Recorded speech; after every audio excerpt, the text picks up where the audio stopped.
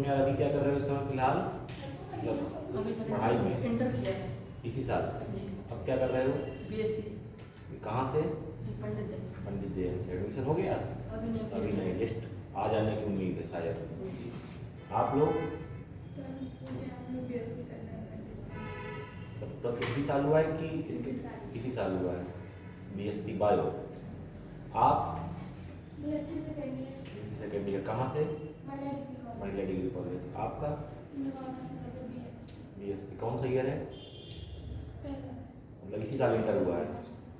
अच्छा, बस ठीक है, पहचान गए तुम लोग तो पुराने वाले हो। और कौन है पुराना? बस तुम ही बस हो। आप? चल रहा है अभी। कहाँ से? राट से। अच्छा। आप कहाँ से? महोबा से। और महोबा से अप डाउन कर रहे हैं? ये अप डाउन एक ही दो दिन हो पाएगा, रेगुलर तो हो नहीं पाएगा। ठीक। तो ये कल हम लोगों ने शुरू किया था वेक्टर एनालिसिस। कल हम लोगों ने शुरू किया था वेक्टर एनालिसिस। थोड़ी सी बात हो गई थी इसके बारे में। ज़्यादातर लोग अभी इंटर पास करके ही आए हैं, तो इसके बारे में काफ़ी चीज़ें आप जानते होंगे। तो थोड़ा सा कल हम लोगों ने पढ़ा था, उसके बाद आज आगे पढ़ेंगे, तो एक दो चीज़ें रिवाइज कर लेते हैं। हाँ, तो कोई बताएगा वेक्टर माने कि सदिश राशियाँ और अदिश राशियाँ क्या हैं? किसमें? परिमाण और दिशा दोनों। पहले आपने परिणाम बोल दिया था क्या? इनको सदिश राशि कहते हैं और जो परिमाण दिशा दोनों बताती हैं। जी, अच्छा, ठीक।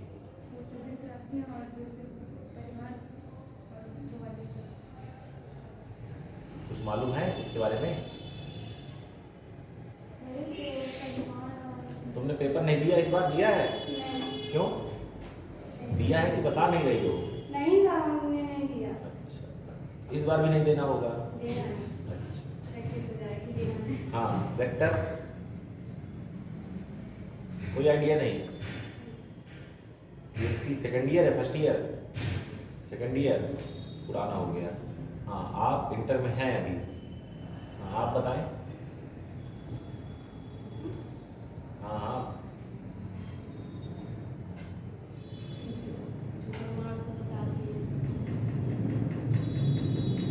अब एक चीज़ पहले बहुत स्पष्ट समझ लीजिए, ठीक है? क्या है ये जो कोचिंग है, ये नीट के लिए, ठीक है? नीट के लिए जो मिनिमम योग्यता है वो क्या है? इंटर पास होना चाहिए। आप इंटर पास होना चाहिए तो मतलब इंटर पास बनना होना चाहिए। इंटर पास होने का मतलब इंटर पास बस नहीं होना है, कुछ आना भी चाहिए, ठीक है? समझ रहे हैं कि नहीं? और दूसरी चीज़ बड़ी विडम्बना है जो है कि सब लोग, आप लोग सब उस पार पहुंच गए कोरोना में, तो थोड़ा सा स्तर का आकलन नहीं हो पाता सही से, है कि नहीं? तो ये बड़ी समस्या का विषय हो जाएगा। तो आप अपने बेसिक थोड़ा सा स्ट्रॉन्ग करिए, क्योंकि यहाँ पर हम लोग को इतना टाइम, जैसे आप लोग बाहर कोचिंग करने जाते हैं प्राइवेट कोचिंग में, तो आप लोगों से लगभग साल से 1.5 साल का समय वो लोग लेते हैं, तब आपका 11-12 दोनों कंप्लीट कराते हैं। यहाँ आपको साल से 1.5 साल 2 साल का समय नहीं मिलने वाला। यहाँ तो 6 महीने का समय है। कौन सा महीना चल रहा है? अप्रैल का, तो सॉरी ये नवंबर चल रहा है, अप्रैल तक का शेड्यूल है। जोड़ लीजिए आप खुद, 4 महीने उधर और 2 महीने इधर, मतलब 6 महीने हो गए। उसमें जो छुट्टियाँ हैं वो छुट्टियाँ भी हो गई, तो आप लोग के पास लगभग समय कितना है? आधा। कितना समय है? आधा। तो उसमें तभी कुछ चीज़ें अच्छी निकल के आ सकती हैं जब आधी मेहनत आप करें और आधी मेहनत हम करें। पूरा अगर हम ही बेसिक भी पढ़ाएंगे, हम ही एडवांस भी पढ़ाएंगे तो समस्या हो जाएगी। तो थोड़ा बेसिक चीज़ें आप लोग को मालूम होनी चाहिए, कम से कम हर चीज़ के बारे में तो मालूम हो कि क्या है। क्या है वेक्टर? नहीं पता? अभी सर पढ़ाई नहीं गए थे, स्कूल में पढ़ाई नहीं गए। अरे यार, मैं मान लो पेपर देते तो क्या करते? पेपर देते तो पढ़ते ना। उनको पहले से भविष्यवाणी हो गई थी क्या कि पेपर नहीं होगा, पढ़ाई लिखाई से छोड़ दिया तो फिर छोड़ दिया, फिर दोबारा से शुरू करने का क्या मतलब है? अब इस चीज़ को ध्यान देंगे कि थोड़ा सा जो है पढ़ के आएंगे घर से, ताकि यहाँ बहुत ज़्यादा समय खराब ना हो, ठीक है? नहीं तो यही चलता रहेगा जो है। जब कोचिंग में पढ़ाया जाता है तो ये कम से कम 15 दिन चलता है वेक्टर, और यहाँ तो 2 दिन का समय मिलेगा, समय भी नहीं मिलेगा। आप लोग बेसिकली जो आप लोग का शेड्यूल है वो ऑलरेडी इस समय ग्रेजुएशन पे चल रहा है। जो लोग पुराने वाले के स्टूडेंट क्लास कर रहे हैं, मैं ग्रेविटेशन पढ़ाने वाला था, फिर आप लोग नए आ गए तो मैं थोड़ा सा पीछे चला गया हूँ 2-3 चैप्टर। बेसिकली सिलेबस कहाँ पहुँच चुका है, ग्रेविटेशन। ये समस्याएं हैं। अब नीचे जो शेड्यूल बन के आता है उसमें आज ग्रेविटेशन पढ़ाना है, लेकिन नहीं पढ़ा सकते, मजबूरी है। तुम लोग क्या करोगे? तो नीचे जो होता है वो अलग चीज़ें हैं, और क्लास में जो होता है वो अलग चीज़ें हैं। क्लास में हम हैं और आप हैं, तो हमें ये देखना है कि आपको चीज़ें आनी चाहिए। तो नीचे शेड्यूल क्या बना रहे हैं क्या नहीं बना रहे हैं, वो सब बात की बातें हैं। क्लियर है? तो थोड़ा सा जो है वेक्टर को पढ़ेंगे और इसको समझेंगे। ये बैकबोन है फिजिक्स की। क्या है ये? बैकबोन। बायो वाले हैं तो बैकबोन से अच्छी तरह परिचित होंगे कि बिना बैकबोन के काम नहीं होना। ठीक है? सब हिंदी मीडियम वाले हैं एक तरफ से। ठीक, अगर कभी फ्लो में इंग्लिश निकल जाए तो समझ में ना आए तो टोक देना है तुरंत। ठीक है? हाँ, मुझे हिंदी इंग्लिश किसी में कोई समस्या नहीं है, लेकिन हाँ थोड़ा सा इंग्लिश में ज़्यादा अच्छा लगता है, तो कोई बात नहीं है। आप जहाँ आपको दिक्कत होगी आप वहीं टोक दीजिएगा तुरंत, तो हिंदी में कन्वर्ट कर लेंगे। तो हम लोगों ने कल बात की थी, सबसे पहले हमने कहा था कि जो हम लोग को पढ़ना है वो पढ़ना है फिजिकल क्वांटिटीज़, यानी कि भौतिक राशियाँ। मैं दोनों भाषाएं लिखता जाऊँगा। भौतिक राशियाँ।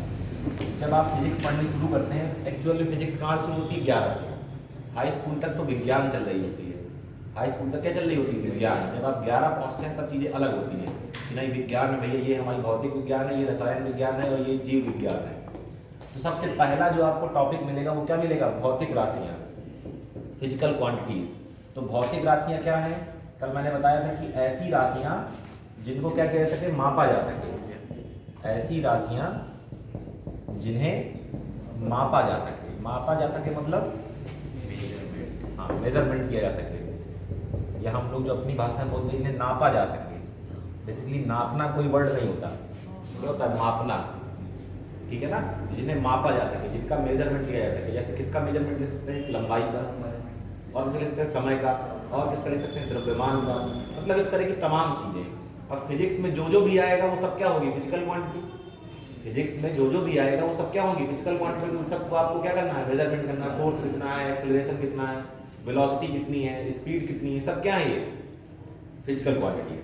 फिर फिजिकल क्वांटिटीज को हमने 2 पार्ट में डिवाइड किया था। हमने कहा ऐसी फिजिकल क्वांटिटीज ढूंढिए जिन्हें व्यक्त करने के लिए केवल परिमाण की आवश्यकता हो। इसकी आवश्यकता हो? केवल परिमाण की आवश्यकता हो।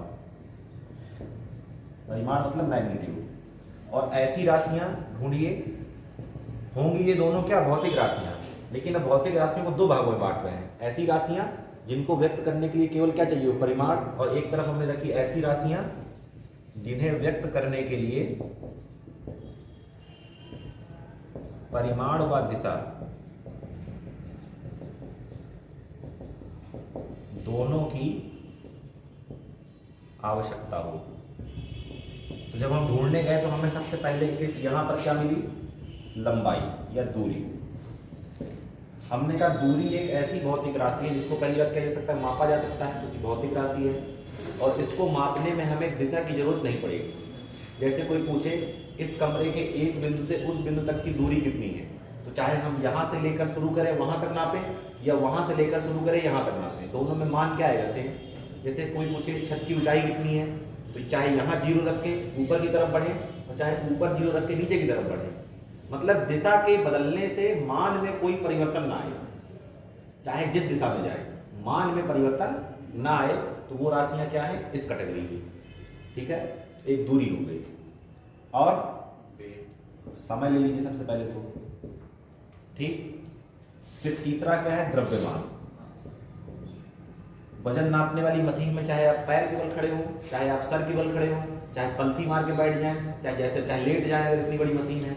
जैसे वो जो होती है ना आजकल, वो उसमें जिम में तो ठीक है, अरे आटा की चक्की में वो जो आता है वो वाली मशीनें होती हैं आजकल बड़ी वाली, उसमें आप चाहे आराम से बैठ सकते हैं। तो चाहे आप बैठें, चाहे आप खड़े हों, चाहे आप जो हो, कोई फर्क नहीं पड़ता। चाहे पैर के बल खड़े हो जाए, चाहे सर के बल खड़े हो जाए, द्रव्यमान जितना आना है उतना ही आएगा, जितना आपका होगा। ठीक है? उसके बाद और बताया था मैंने कल चाल। जो आपकी गाड़ी, स्कूटी, मोटरसाइकिल, कार या बस के मीटर में जो बताते हैं वो क्या बताते हैं? चाल। और वो एक विशेष तरह की चाल होती है, उसको बोलते हैं तात्क्षणिक चाल, इंस्टेंटेनियस स्पीड। क्या बोलते हैं? तात्क्षणिक चाल, इंस्टेंटेनियस मतलब किसी एक निश्चित क्षण पर, तात्क्षणिक, तात मतलब उसी क्षण, ठीक है। तो वो क्या है आपकी चाल। अब जैसे उसने बताया 40 किलोमीटर प्रति घंटा, मतलब आप 40 किलोमीटर प्रति घंटे से चल रहे हैं, लेकिन उसने ये नहीं बताया आपको कि आप कहाँ जा रहे हैं, मतलब उत्तर जा रहे हैं, दक्षिण जा रहे हैं, पूर्व जा रहे हैं, पश्चिम जा रहे हैं, कोई मतलब नहीं। 40 से जा रहे हैं तो जा रहे हैं। मान लीजिए अगर एक्सेलरेटर हम नहीं कम करेंगे और गाड़ी को मोड़ देंगे, यानी कि दिशा बदल देंगे, तो उसके मीटर में कोई फर्क नहीं पड़ेगा। उसका मीटर किससे मैनेज हो रहा है? एक्सेलरेटर से, दिशा से मैनेज नहीं हो रहा कि नहीं अगर हम 40 से जा रहे हैं, इतना एक्सेलरेटर किए हैं और मोड़ देंगे तो अपने आप वो डाउन हो जाएगा। तो डाउन तब होगा जब आप करेंगे। दिशा बदलने से स्पीड में कोई फर्क नहीं पड़ने वाला, चाहे आप इधर जाएं चाहे आप इधर जाएं। अगर आपने उतना एक्सीलेटर लिया हुआ है तो स्पीड उतनी ही रहेगी। तो चाल में इसका कोई फर्क नहीं पड़ता कि आप किस दिशा में जा रहे हैं। अब जरा इधर आ जाइए। मैंने बताया था इसमें पहली राशि क्या है? विस्थापन।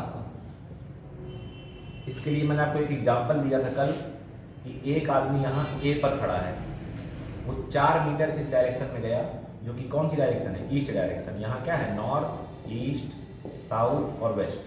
4 मीटर कहाँ गया? ईस्ट में। एक बी पॉइंट पे पहुंचा और यहाँ बैठ के उसने आराम से चाय पानी किया। अब इसके बाद वो चला गया सीधे इसी डायरेक्शन में और 3 मीटर, कितना चला गया? 3 मीटर, पहुंच गया सी पे। तो आपसे पूछ रहा है कि बताइए ए और सी के बीच में कितना डिस्प्लेसमेंट यानी कितना विस्थापन होगा? विस्थापन है क्या? दूरी और विस्थापन में क्या अंतर है? दूरी क्या है? दो बिंदुओं के बीच की वास्तविक लंबाई, दो बिंदुओं के बीच की वास्तविक लंबाई। और ये क्या है? दो बिंदुओं के बीच की विस्थापन न्यूनतम लंबाई, दो बिंदुओं के बीच की न्यूनतम लंबाई। तो ए और सी के बीच की न्यूनतम लंबाई क्या है? 7 है। अब मान लीजिए कि ये बी पर आता, चाय पानी करता, इसके बाद इधर न जाता, ये इधर चला जाता 3 मीटर और यहाँ पहुंच जाता डी पर। अब कितना विस्थापन हुआ? अब विस्थापन निकालना है तो इनके बीच की न्यूनतम दूरी ये है। इसको निकालेंगे किससे? पाइथागोरस थ्योरम से। तो कितना है? 5। देखिए दिशा बदली तो मान बदल गया, पहले था 7 अब कितना है? 5। कैसी राशि है? सदिश राशि। फिर दूसरा क्या था? वेग। वेग होता क्या है? वेग होता है चाल प्लस दिशा। जब चाल में दिशा और जोड़ दी जाए तो क्या बन जाता है? वेग बन जाता है। तो जैसे मान लीजिए आप 40 की स्पीड से, 40 की चाल से उत्तर दिशा में जा रहे हैं तो वो अलग वेग हो गया। लेकिन जैसे ही आप स्पीड को अपनी बचा के 40 से ही चलेंगे, लेकिन जैसे ही आप दिशा मोड़ देंगे दक्षिण तो वो अलग वेग हो जाएगा, क्योंकि दिशा बदल गई। दोनों चीजें हैं, दिशा बदलेंगे तो वेग क्या हो जाएगा? बदल जाएगा। तो वेग कैसी राशि है? सदिश राशि। फिर आपको बताया था क्या? बल। बल भी कैसी राशि है? सदिश राशि। आपने कहा 10 न्यूटन का बल लगाएंगे, तो निर्भर करेगा कि किस दिशा में लगाएंगे। जैसे मान लीजिए ऐसे कोई खड़ा है, आपने ऐसे बल लगाया तो वो कहाँ जाएगा? आगे 10 न्यूटन का। फिर दोबारा 10 न्यूटन का लगाना है ऐसे, तो अब वो कहाँ जाएगा? ऐसे।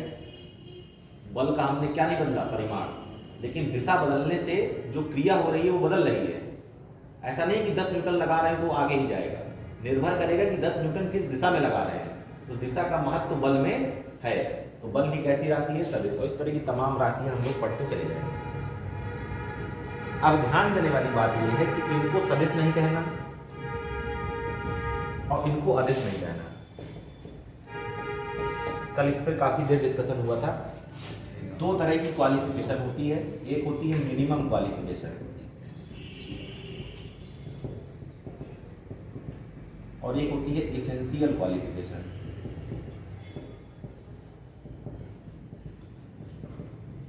इसको बोलते हैं न्यूनतम, जो आगे वाला वर्ड है उसको पढ़ते अहर्ता है और लिखते कैसे हैं मैं थोड़ा कंफ्यूज हूँ, तो मैं लिखूंगा नहीं, गलत हो जाए फालतू में क्या मतलब है। वो आ फिर हाथ में पता नहीं वो अंदर से ही एक रा बना देते हैं और वो बड़ा टिपिकल काम है। और इसेंशियल का मतलब है आवश्यक। हाँ, न्यूनतम योग्यता लिख सकते हैं, ठीक है, हाँ ये सही है। और ये ठीक, 2 चीजें हैं, मिनिमम क्वालिफिकेशन है, एक एसेंशियल क्वालिफिकेशन। कोई जानता है इधर से मतलब इनके बीच में? दोनों एक ही हैं,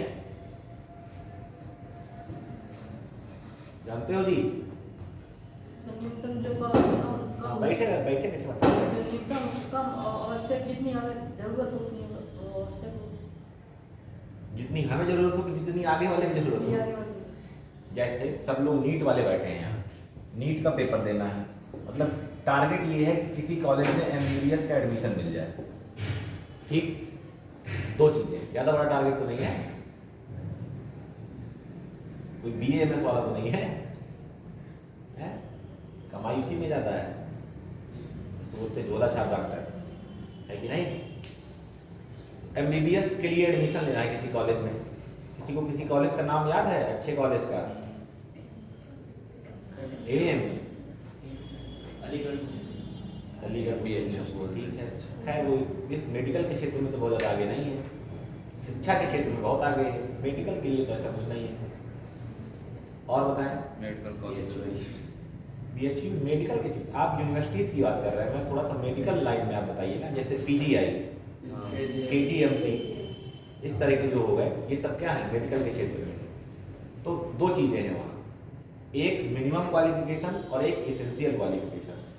मिनिमम क्वालिफिकेशन है 12 पास, क्या है 12 पास। एसेंशियल क्वालिफिकेशन क्या है कि नीट क्वालिफाइड होना चाहिए, है कि नहीं। तो मिनिमम क्वालिफिकेशन लेके आप एमबीबीएस में एडमिशन नहीं ले सकते, मिनिमम क्वालिफिकेशन लेके पहले आप एसेंशियल क्वालिफिकेशन का पेपर देंगे, फिर जब एसेंशियल क्वालिफिकेशन आपकी हो जाएगी तब आप जो है अपने टारगेट तक पहुंचेंगे। तो ये जो चीज़ें लिखी हैं, ये थ्योरी जो लिखी हुई है कि जिन्हें ऐसी राशियां जिन्हें व्यक्त करने के लिए दिशा परिमाण दोनों की आवश्यकता है, ये न्यूनतम योग्यता है। सदिश की रेस में आना है तो न्यूनतम योग्यता ये होनी चाहिए, इसके बाद अभी आवश्यक योग्यता आगे है, क्लियर है कि नहीं। ये क्या है न्यूनतम योग्यता कि इतना तो होना ही होना चाहिए, बाकी की बातें बाद में, इतना कम से कम होना चाहिए। और ये कोई परिभाषा नहीं है अदिश की, अदिश की परिभाषा सिंपल सी होती है, जो सदिश ना हो वो क्या है अदिश। अदिश की कोई परिभाषा नहीं है, अदिश की परिभाषा क्या है, जो सदिश ना हो, जो सदिश ना हो वो क्या है अदिश। तो परिभाषा किसकी बनेगी, केवल सदिश की। जैसे हमने दो नियम बताए कि ये नियम है, इनका जो पालन करेगा वो सदिश, तो अदिश को कैसे बताएंगे, ये जो दो नियम है इनका जो पालन नहीं करेगा वो क्या है अदिश। तो ये चीज बोलना बंद कर दे कि जिन्हें व्यक्त करने के लिए दिशा परिमाण दोनों चाहिए वो सदिश हैं। हमने ऐसी राशियों को छाटा, अब इनकी परीक्षा होगी एक बार, कौन सी, ये वाली। अगर ये पास हो गई तो ये सदिश हैं, और नहीं पास हुई तो सदिश नहीं है। वो परीक्षा क्या है अभी थोड़ी देर में पढ़ेंगे, क्लियर है। तो ये हो गया बेसिक इंट्रोडक्शन इसका।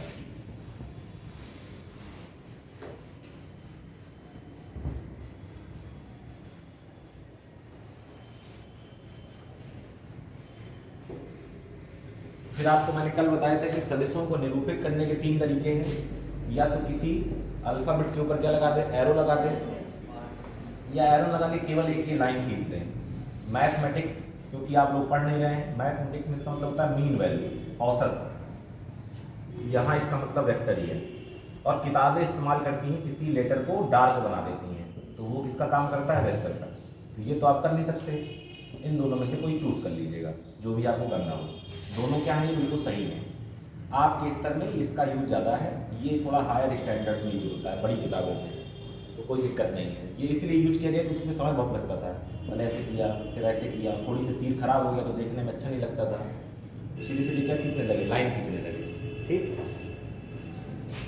इसके बाद हम लोगों ने क्या देखा था, टाइप्स ऑफ वेक्टर।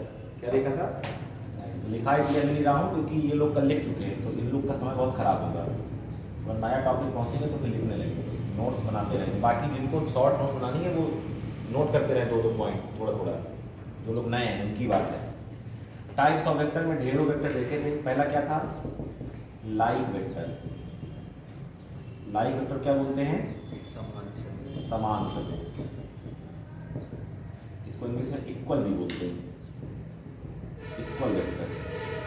दूसरा इसी का उल्टा कर दीजिए, क्या हो जाएगा, अनलाइक।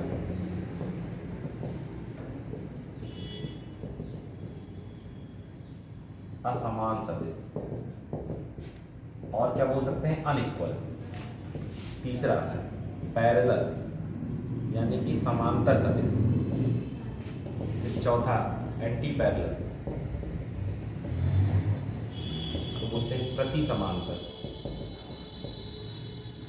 फिर क्या कही, कोलिनियर, समरेखीय। नंबर 6 कोप्लेनर, समतलीय, और फिर क्या था, कॉन्करेंट, की हिंदी भी कुछ होती ही होगी। फिर 8 में क्या था, जीरो वेक्टर, या इसी को बोलते थे नल वेक्टर, इसको हिंदी में बोलते हैं शून्य सदिश। क्या बोलते हैं, शून्य सदिश। और फिर 9वां क्या था सबसे इम्पोर्टेंट, यूनिट वेक्टर, एकांक सदिश। ठीक, अब इससे मिल के कई बन जाते हैं, पोजीशन वेक्टर, डिस्प्लेसमेंट वेक्टर, स्थिति सदिश, विस्थापन सदिश, तमाम है, इस तरह सब सदिश बनेंगे। सिक्स नंबर पे ये कोप्लेनर, समतलीय। को का मतलब होता है एक साथ, और प्लेन का मतलब क्या है, तल। को का मतलब एक साथ, लीनियर का मतलब रेखा। देखिए है क्या, इक्वल वेक्टर। वेक्टर के पास दो चीजें हैं, मैग्नीट्यूड और डायरेक्शन। तो दो वेक्टर इक्वल तभी होंगे जब उनके मैग्नीट्यूड भी बराबर हो और उनकी डायरेक्शन भी क्या हो, एक जैसी हो। जैसे ये कोई वेक्टर है, मान लीजिए 5 इसकी मैग्नीट्यूड है और इसकी डायरेक्शन ये क्या है, ईस्ट डायरेक्शन। तो दूसरा वेक्टर भी कितना होना चाहिए, 5, और कहाँ होना चाहिए, ईस्ट डायरेक्शन। तो ये दोनों क्या है, इक्वल वेक्टर। अनइक्वल में यानी कि अनलाइक वेक्टर में या तो मैग्नीट्यूड बराबर ना हो, या डायरेक्शन सेम ना हो, या दोनों अलग अलग हो। अनइक्वल होना है तो कोई भी एक चीज क्या हो, सेटिस्फाई ना हो। दोनों चीजें हैं, हो सकता है मैग्नीट्यूड बराबर ना हो सकता है डायरेक्शन सेम ना हो सकता है दोनों ना हो। जैसे मान लीजिए कि एक ये है 5 कहाँ जा रहा है, ईस्ट में, और दूसरा मान लीजिए ये भी 5 है और ये कहाँ जा रहा है, नीचे साउथ में। दोनों क्या है, अनइक्वल। अगर ये 5 ना भी होता तब भी ये क्या था, अनइक्वल। पैरेलल वेक्टर, ये क्या है, इंपॉर्टेंट। समांतर सब लोग जानते होंगे, ऐसे दो वेक्टर जिनकी डायरेक्शन क्या हो, सेम। केवल डायरेक्शन की बात है यहाँ, मैग्नीट्यूड से कोई मतलब नहीं, कम हो, ज़्यादा हो, बराबर हो, कोई मतलब नहीं। ईस्ट तो ये भी ईस्ट, ये भले ही 5 हो, ये भले ही 2 हो। इस तरह के जो दो वेक्टर होंगे वो भी क्या है, पैरेलल वेक्टर। वो भी क्या है, पैरेलल वेक्टर। इंपॉर्टेंट चीज़ यहाँ पर ये है कि दो पैरेलल वेक्टर के बीच में जो थीटा होता है यानी कि एंगल होता है वो कितना होता है, 0। सबने पढ़ा होगा हाई स्कूल में, समांतर रेखाओं के बीच में कितना कोण होता है, 0। एंटी पैरेलल, परिमाण से कोई मतलब नहीं, केवल दिशा देखनी है। एक अगर इधर हो तो दूसरा बिल्कुल जस्ट अपोजिट। एक अगर ईस्ट में है तो दूसरा कहाँ हो, वेस्ट में। भले ही ये 3 हो, 4 हो, कुछ भी हो, बीच का एंगल देखेंगे तो कितना आएगा, 180। थीटा कितना है, 180। कोलीनियर, समरेखीय, एक ही रेखा में जितने सदिश हों वो सब क्या है, समतलीय। ये बी है, सब एक ही रेखा में है, क्या होगा, ये सब समतलीय। एक ही तल में जितने वेक्टर हों, ये अगर x अक्ष है और ये y अक्ष है तो ये क्या कहलाता है, एक्स वाई तल। जैसे ये बोर्ड क्या है, एक्स वाई तल। तो इसमें जितने वेक्टर आप बना ले जाएं, जितने आप बना पाए वो सब क्या है, समतलीय। जैसे ऐसे बनाया, ऐसे बनाया, ऐसे बनाया, ऐसे बनाया, जहाँ जहाँ बना पाओ, जिस तरह बना पाओ, ये सब क्या है, समतलीय। यहाँ पर ये बात आ सकती है कि कौन से नहीं बना सकते, तो आप कोई वेक्टर ऐसा नहीं बना सकते जो इस तरह बन रहा हो, बाहर की तरफ। क्यों, बाहर की तरफ बनाना है तो जेड होना चाहिए आपके पास केवल एक्स वाई है। तो एक तल में जितने वेक्टर बन जाए वो सब क्या है, समतलीय। कॉनकरेंट, एक ही पॉइंट पर अगर कई सारे वेक्टर काम कर रहे हों तो वो क्या कहलाते हैं, कॉनकरेंट, एक ही पॉइंट पर। इसका कल एग्जाम्पल बताया था मैंने आपको कि बॉलीवुड की पिक्चरों में जब कई सारे गुंडे हीरो को मार रहे हैं तो वो क्या है, कॉनकरेंट। हीरो नीचे पड़ा, सब लाते लात मार रहे हैं उसके, तो वो पॉइंट क्या हो गया, हीरो, और बाकी सब क्या है, वेक्टर। उनका रिकॉर्ड क्या है, बिल्कुल उनका जो टारगेट है वो क्या है, बिल्कुल एक ही पॉइंट है कि हीरो को जो है निपटा देना है। क्या होगा, कॉनकरेंट। जीरो वेक्टर, जिसका मैग्नीट्यूड क्या हो, 0, यानी कि परिमाण क्या हो, 0। यूनिट वेक्टर, यूनिट का मतलब क्या होता है, 1, जिसका मैग्नीट्यूड क्या हो, 1। लेकिन ये बहुत इंपॉर्टेंट है, इसको डिटेल में पढ़ना है, इसको किसमें पढ़ना है, डिटेल में। ये तो हो केवल कहने की बात कि यूनिट वेक्टर क्या है, तो ऐसा वेक्टर जिसका मैग्नीट्यूड क्या हो, 1 हो, वो क्या है, यूनिट वेक्टर। रफली नोट कर ले, आगे बढ़े।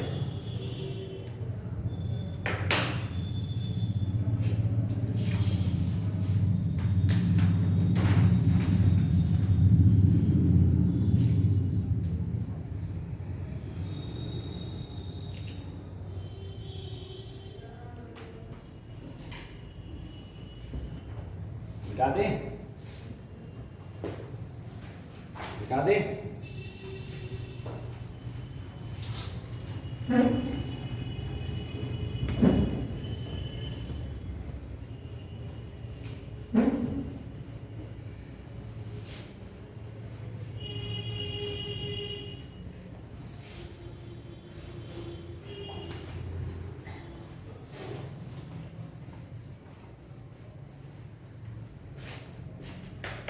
फिर क्या था सुखबीर आगे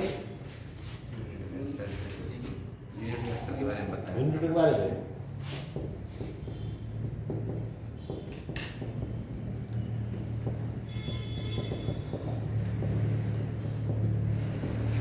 एकांक सदिश तो परिभाषा तो जान ही चुके हैं ना, इसका परिमाण क्या हो, एक हो। इसका काम है दिशा बताना, इसका जो यूज है वो क्या है, दिशा बताना। क्यों है इसका यूज अभी थोड़ी देर में बात करेंगे। और एक चीज जानिएगा, एकांक सदिश आपको 3 तरह के पढ़ने हैं, तो वो कहलाते हैं लंब कोणीय एकांक सदिश। क्या कहलाते हैं, लंब कोणीय एकांक सदिश। इसका मतलब है ऑर्थोगोनल। ऑर्थोगोनल का मतलब होता है परस्पर लंबवत, परस्पर लंबवत। तो ये हो गया एक्स अक्ष, ये हो गई वाई अक्ष, जेड बनेगी बाहर, तो बाहर बनाना संभव नहीं है तो जेड बना दिया यहाँ। एक एकांक सदिश होता है यहाँ एक्स की दिशा में, उसको बोलते हैं आई कैप। तो नाम तो सुना होगा आई जे के कैप का, कोई ऐसा जिसने नाम ना सुना हो, क्यों, ये सुना है? ठीक। ये क्यों लंब कोणीय है, क्योंकि देखिए इनके इनके बीच का एंगल कितना है, 90। आप जानते हैं तीनों अक्षें किस तरह होती हैं, एक दूसरे के लंबवत।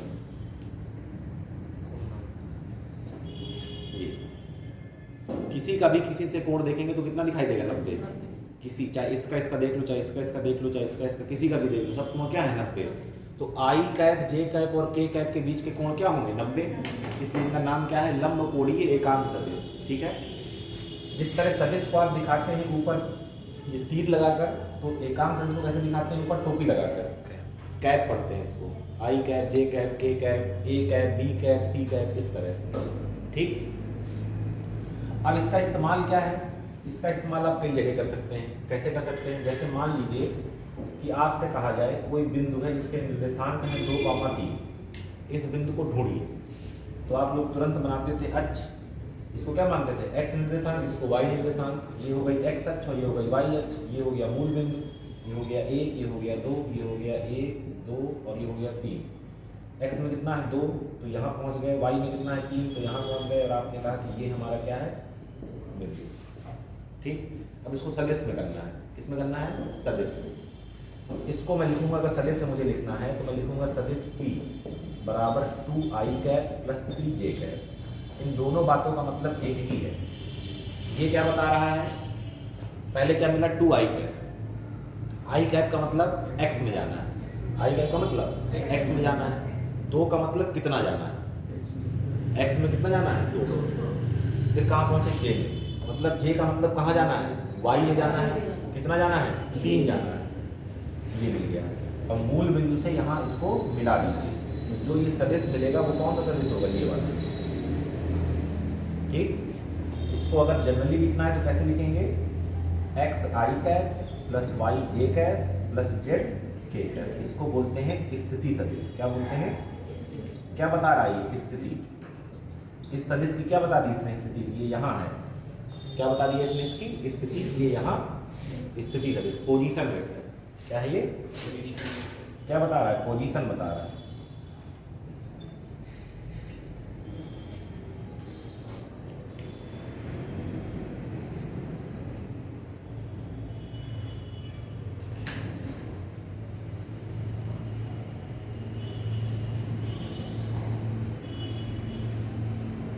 क्यों कॉपी नहीं लाए हो, ये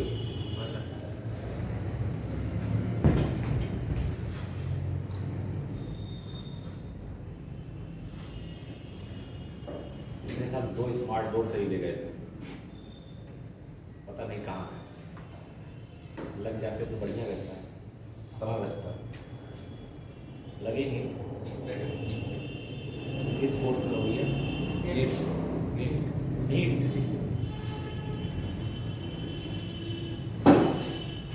समय मालूम नहीं था कि लेट आएगी वो। पहली बार है। कहाँ से आए हो? नहीं, बांदा के रहने वाले हो? प्रॉपर नहीं लेकिन तिलवारी प्रॉपर तिलवारी के हो? बांदा में रह रहे हो कि तिलवारी से आए हो? माना रह रहे हो। क्या कर रहे हो इस समय? जैसे बीएससी कौन सा ईयर है सेकेंड ईयर तुम्हारा? गोली दारू कहाँ से कर रहे हो? से।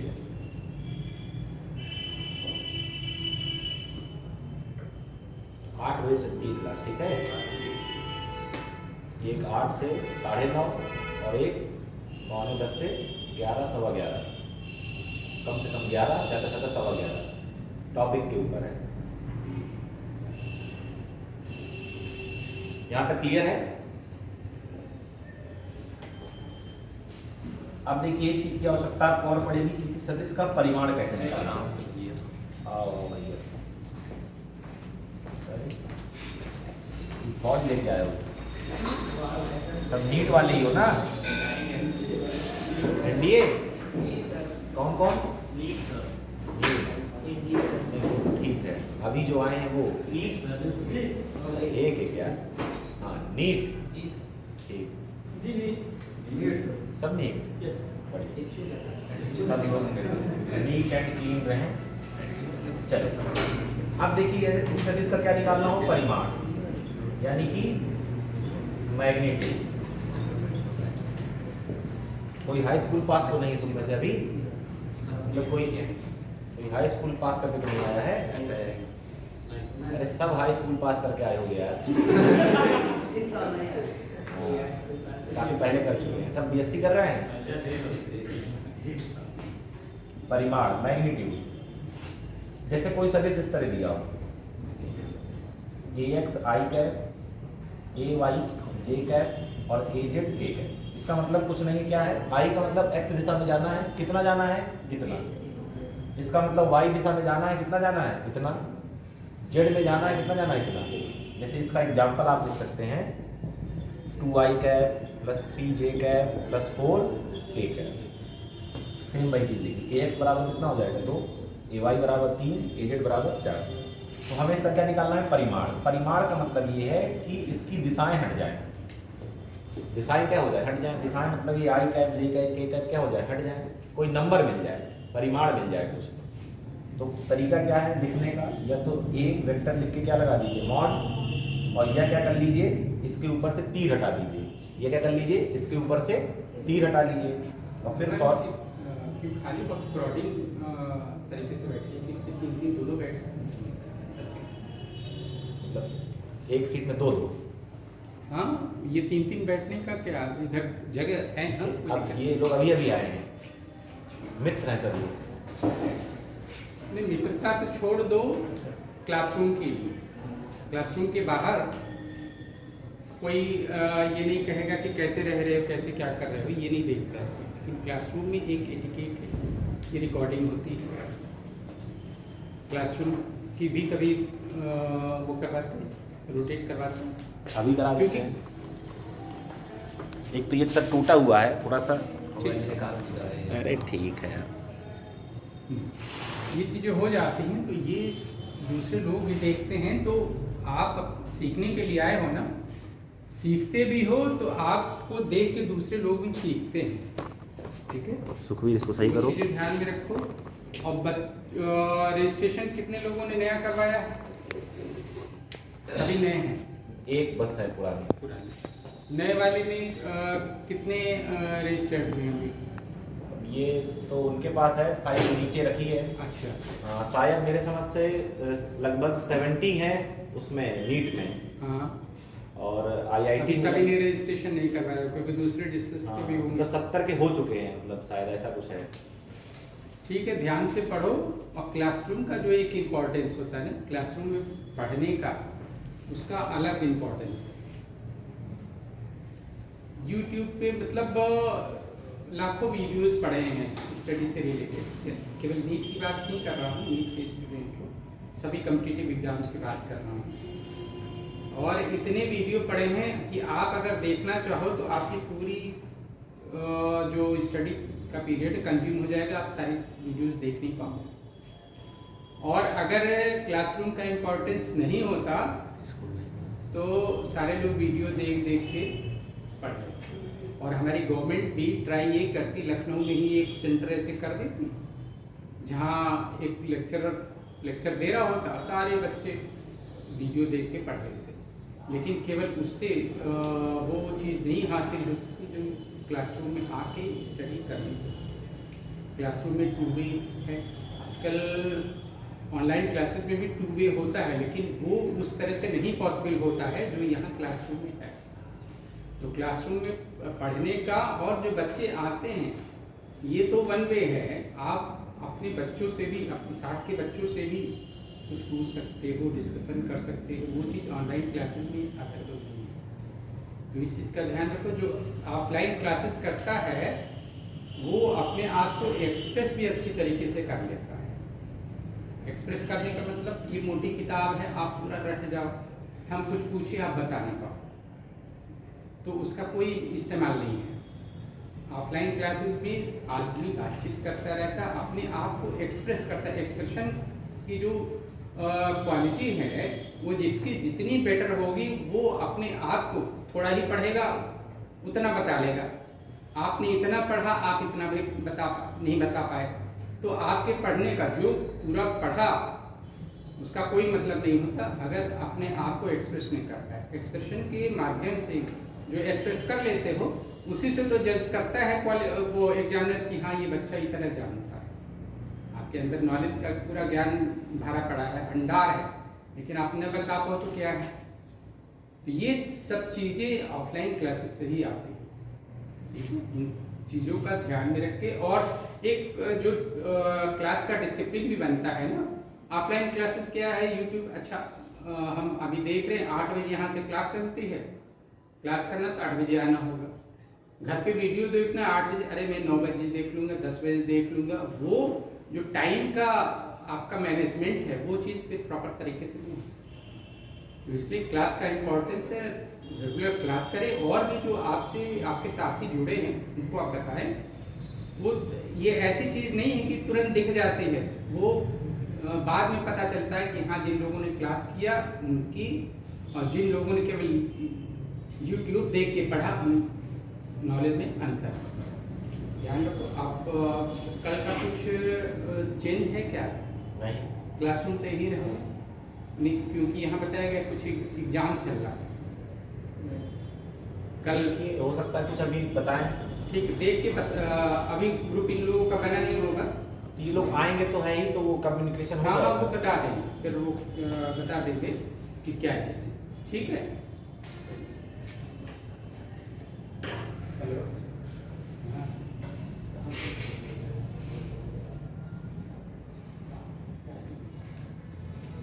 कहाँ थे हम लोग? दिल्ली में। हाँ, क्या निकालना था इसका परिमाण। ठीक, तो 2 तरीके हैं परिमाण को लिखने के। या तो जो सदिश दिया था उसके बगल में क्या लगा दीजिए, मॉड लगा दीजिए, या उसके ऊपर से तीर हटा दीजिए। ये दोनों चीजें क्या बता रही हैं कि परिमाण की बात हो रही है। फिर अंडर रूट लगाइए, आई के कोफिशिएंट यानी कि आई के गुणांक का वर्ग कर दीजिए। क्या कर दिया, ax², फिर प्लस जे के गुणांक का वर्ग ay², और फिर k के गुणांक का वर्ग az²। क्या निकलेगा इससे, परिमाण। जैसे ये इसका एग्जाम्पल है, यही निकाल के देख लेते हैं। क्या लगाया, मॉड, या क्या हटा दिया, तीर। आई का गुणांक 2 है, 2 का वर्ग 4, 3 का वर्ग 9, 4 का वर्ग 16, अंडर रूट कितना आ गया, 29। ये क्या है इसका आंसर। अंडर रूट 29 क्या एक नंबर है, एक क्या है संख्या। आगे आ जाओ दिक्कत हो अगर। अंडर रूट 29 क्या है, एक संख्या, इसमें कोई दिशा विशा की बात नहीं हो रही है। क्या है ये, परिमाण। यहाँ क्या है, दिशा है। आई कैप में इतना, जे कैप में इतना, के कैप में इतना। क्लियर है कि नहीं?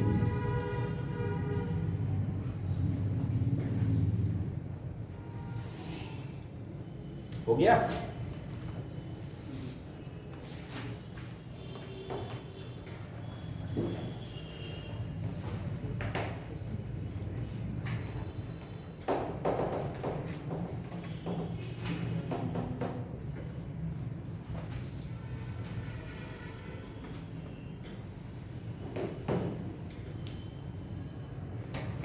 मिटा दें।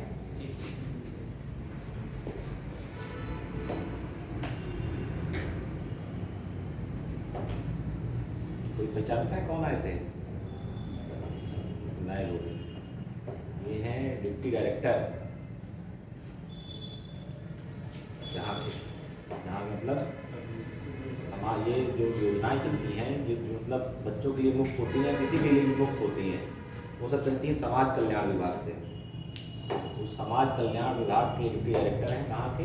यहाँ के आपके बांदा, जो आपका मंडल है, चित्रकूट धाम मंडल बांदा।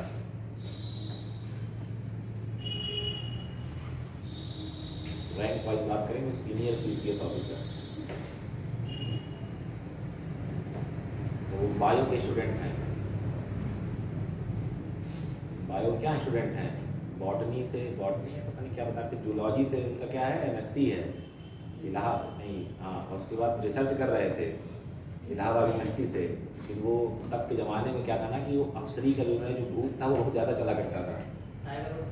अप्सरी का, अफसर बनने का, कलेक्टर बता रहे थे, कह रहे थे कि मैं भी सोचता हूँ कि गलत जगह आ गया, पढ़ा रहे होते ज़्यादा अच्छा रहता है।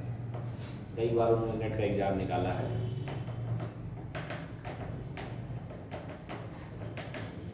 हो गया? चलिए, ये तो हो गया वेक्टर्स के बारे में बेसिक इंट्रोडक्शन। अब बारी है अलजेब्रा ऑफ वेक्टर्स। अलजेब्रा का मतलब क्या होता है? जोड़ना, घटाना, गुणा, भाग।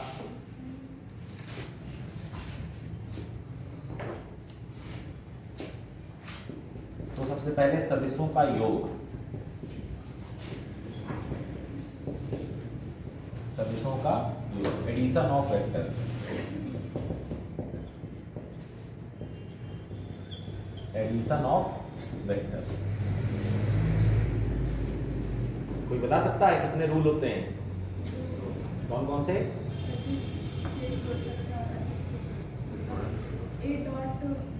गुड, क्या प्रोडक्ट है, मल्टीप्लिकेशन है, वो एडिशन की बात हो रही है। वेक्टर एडिशन के कितने रूल हैं?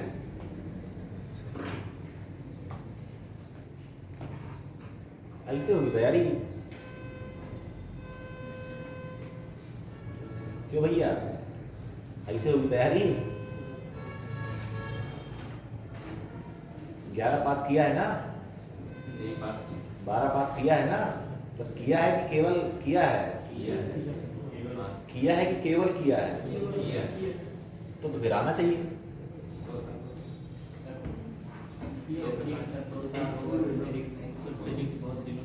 ठीक है, अच्छी बात है। तो फिर इसका मतलब ये है कि अगर आप BSc में पूरी तत्परता से लगे हुए हैं, फिर नीट आपका टारगेट ही नहीं है। ऐसा तो है नहीं कि कोचिंग गवर्नमेंट ने लॉन्च की तो आपका मन बदल गया है, लाओ यार कोचिंग फ्री में चल रही है तो लाओ नीट कर ही लेते हैं। नीट तो वही कर रहा होगा ना, इसका टारगेट रहा होगा कि नहीं नीट करना है। और अगर टारगेट रहा होगा नीट करना है तो इसका मतलब कि फिजिक्स आपने नहीं छोड़ी होगी, आपको किसी ना किसी तरीके से पकड़े होंगे। ये मैं एक बार पढ़ा चुका हूँ नए बैच में ही, पुराने बैच में तो कई बार पढ़ा दिया, नए बैच में भी, लेकिन क्योंकि तुम लोग नए हो इसलिए मैं इसको पढ़ा रहा हूँ, क्योंकि इसकी इंपॉर्टेंस बहुत ज़्यादा है वेक्टर की पूरी फिजिक्स में। और तुम लोग बिल्कुल खत्म हो,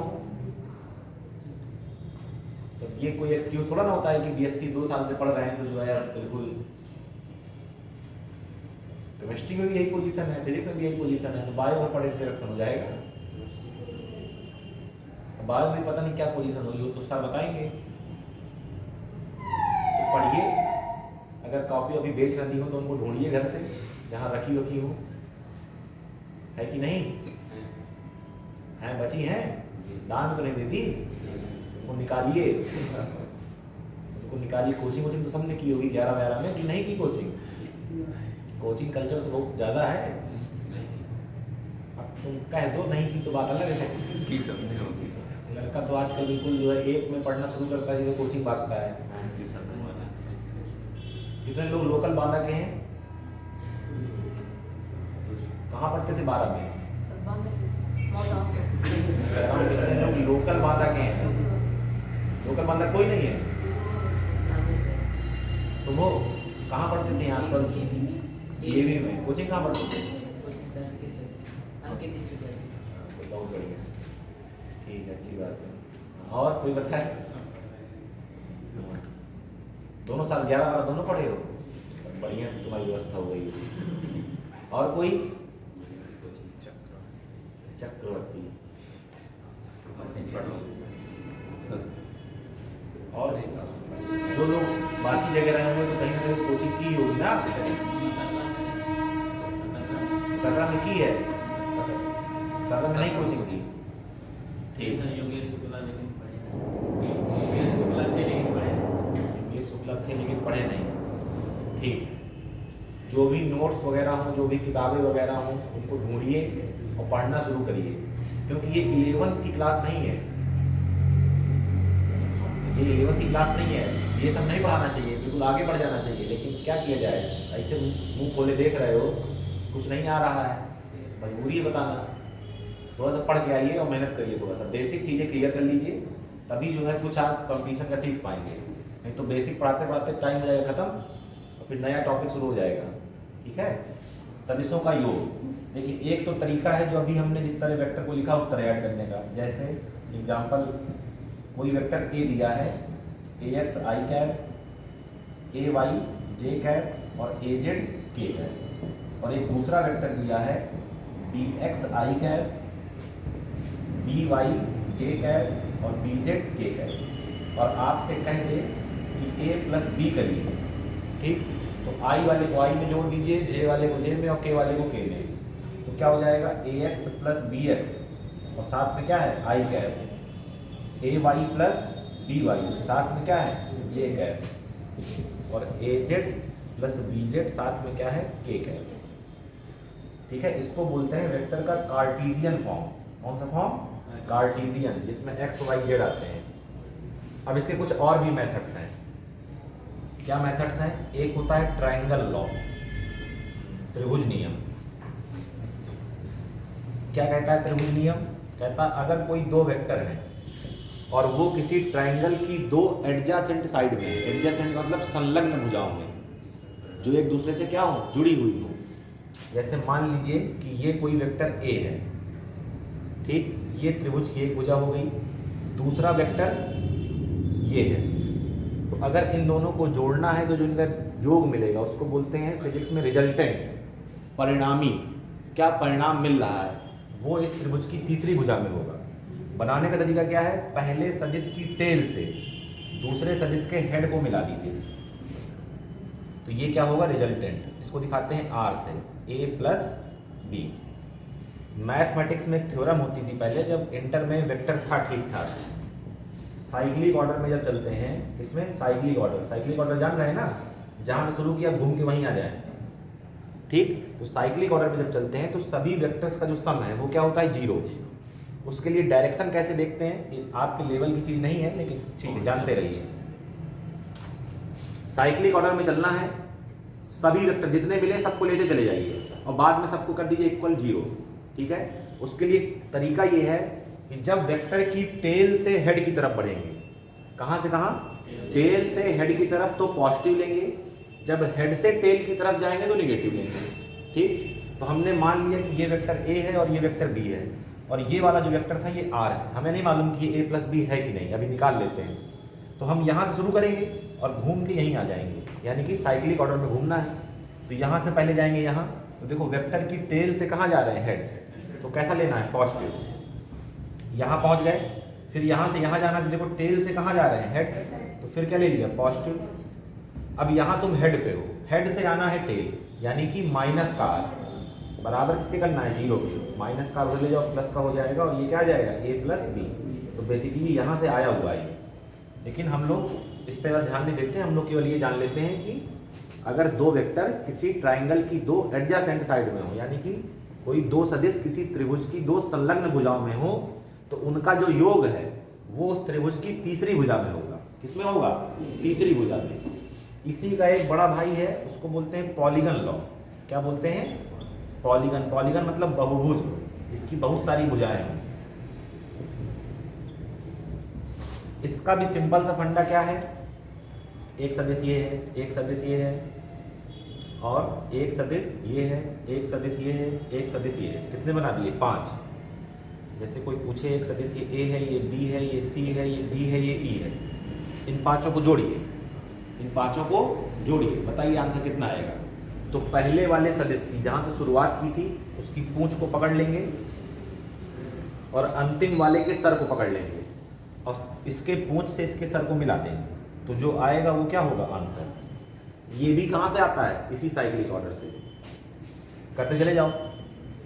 टेल से head plus A plus B plus C plus D plus E और माइनस आर बराबर 0, तो माइनस कार उधर जाएगा, क्या हो जाएगा? प्लस कार बराबर क्या हो जाएगा? A plus B plus C plus D plus E. लेकिन ये यूजफुल नहीं है, ये यूजफुल नहीं है। क्यों यूजफुल नहीं? मैथ में यूजफुल है, फिजिक्स में यूजफुल नहीं है ये रूल। क्यों नहीं है रूल? अब मुझे आप ये बताइए, जैसे अभी मैंने वहाँ पर ऊपर एक ट्रायंगल बनाया था, ये साइड थी 4 और ये साइड थी 3। अब मैं कहूँगा इन दोनों को सॉल्व करिए, तो आप तुरंत सॉल्व कर देंगे, पाइथागोरस थ्योरम लगा के क्या निकाल लेंगे? 5 निकाल लेंगे। लेकिन अगर मैं डायग्राम ऐसा बना दूँ, ये आपका जो है 4 है और ये 3 इस तरह है और इसको ऐसे मिलाया, तो क्या ये 5 आएगा? नहीं आएगा। पाइथागोरस थ्योरम की लिमिटेशन क्या है? राइट एंगल ट्रायंगल लगती है।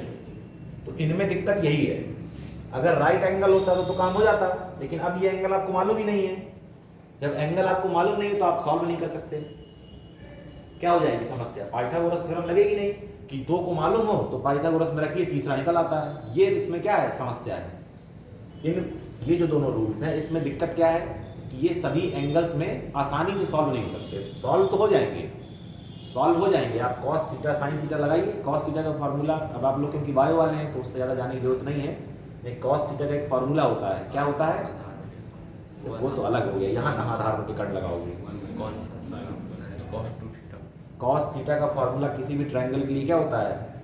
जैसे ये थीटा है, इसमें लगाना है फार्मूला। इसका फार्मूला होता है अगल की भुजा का वर्ग प्लस बगल की भुजा का वर्ग माइनस सामने की भुजा का वर्ग बटे 2 गुणे अगल की भुजा और बगल की भुजा।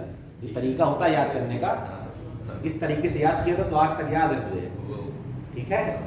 हाँ, खैर वो सब तरीके यहाँ नहीं लगाने हैं, क्योंकि आप जो है थ्योरी का पेपर नहीं दे रहे हैं, आप क्या दे रहे हैं? कंपटीशन का पेपर दे रहे हैं। यही सब करते रहेंगे अगल बगल की भुजा, तो पेपर हो जाएगा आपका खत्म।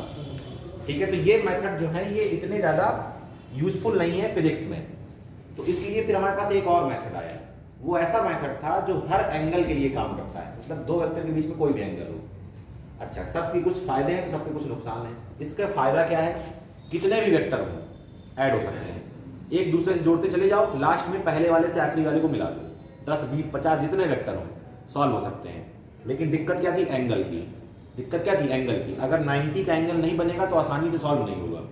तो एक और मेथड आया, उसको बोलते हैं पैरेललोग्राम लॉ। क्या बोलते हैं? समांतर चतुर्भुजियां।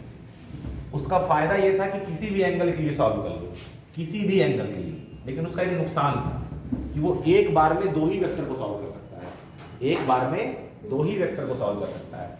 देखते हैं कैसे। ये जो इस समय चल रहा है यही है एसेंशियल क्वालिफिकेशन।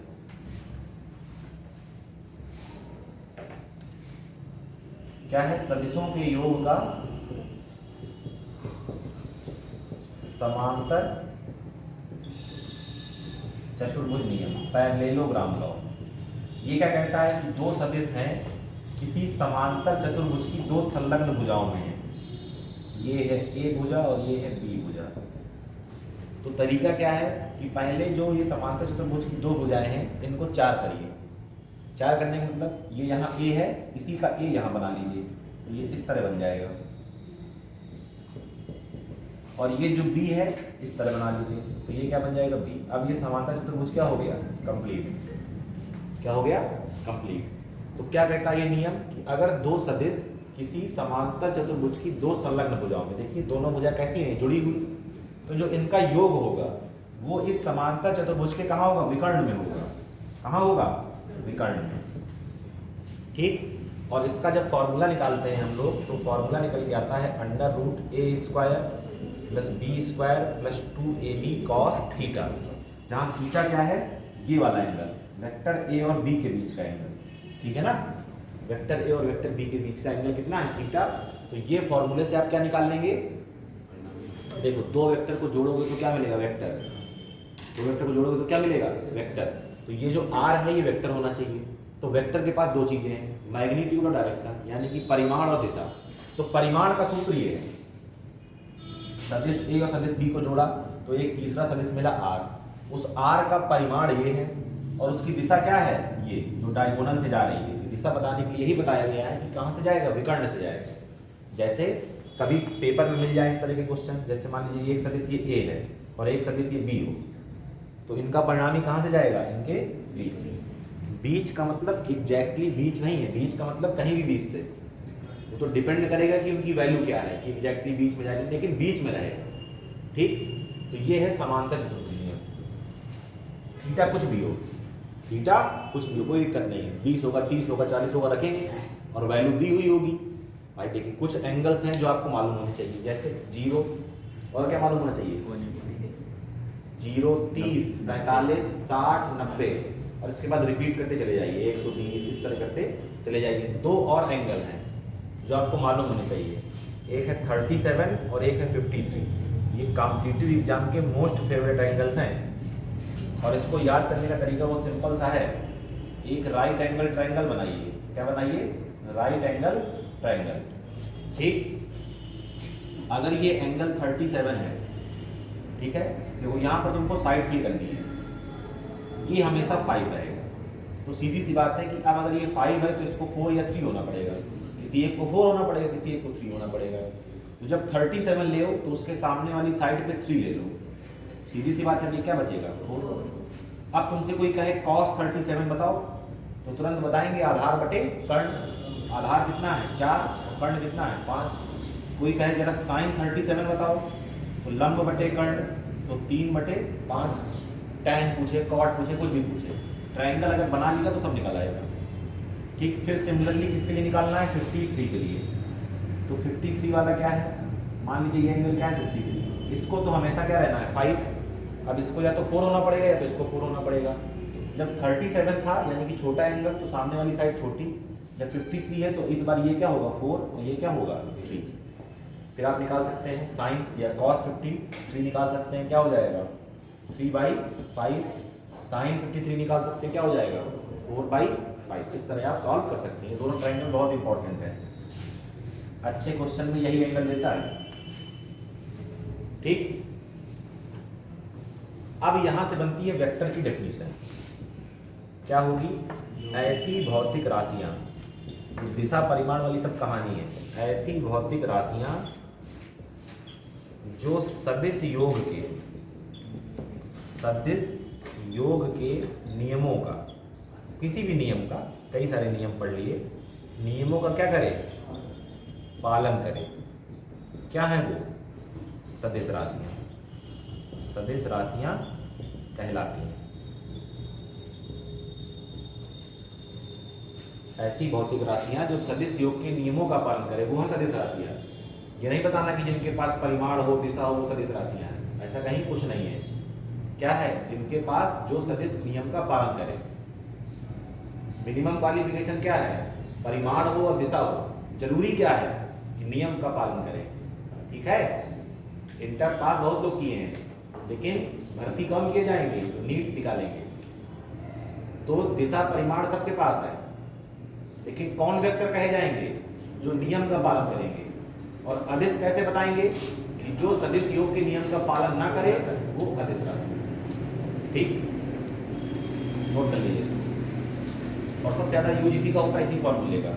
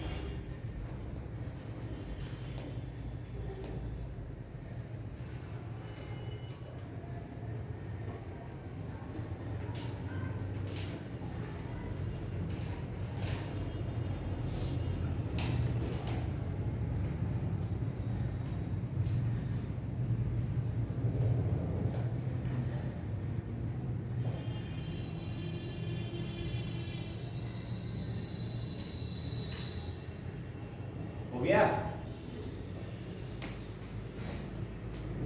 पीछे।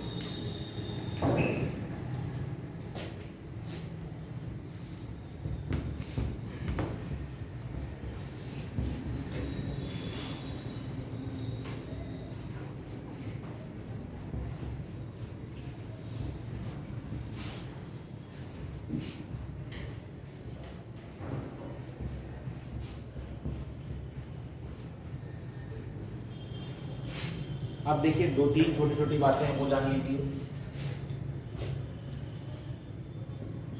एक होता है सदिशों का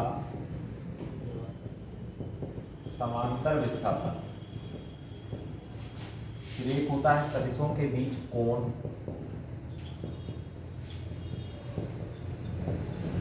और फिर एक चीज पढ़नी है सदिशों के घटक।